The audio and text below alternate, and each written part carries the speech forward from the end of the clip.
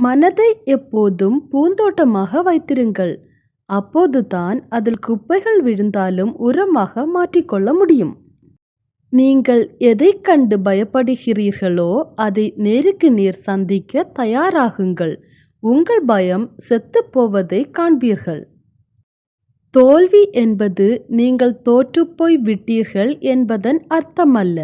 நீங்கள் இன்னும் வெற்றி பெறவில்லை என்பதன் பொருள்தான் அது.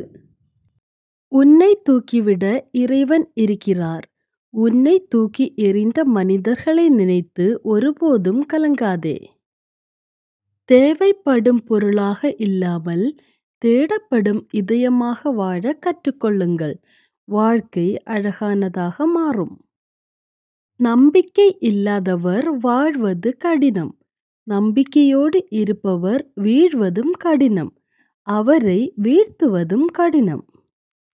எது தேவை என்றே அறியாமல் தேடிக்கொண்டிருந்தால் எவ்வளவு தேடினாலும் கிடைக்காது.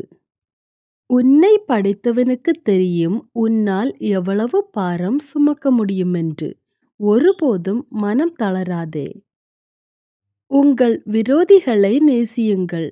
உங்களை சபிப்பவர்களை ஆசீர்வதியுங்கள். உங்கள் பகைவர்களுக்கும் நன்மை செய்யுங்கள். முடியாது என்பது மூடநம்பிக்கை.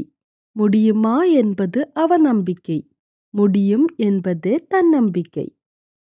அவமானத்திற்கு 2 குணங்கள் உண்டு. கோழையை தற்கொலை செய்ய வைக்கின்றது.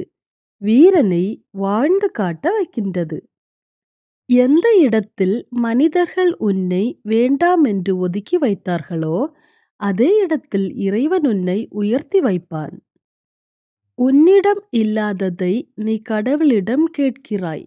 உன்னிடம் இருப்பதை இல்லாதவர்களுக்கு கொடு. நீயும் கடவுளாக பார்க்கப்படுவாய்.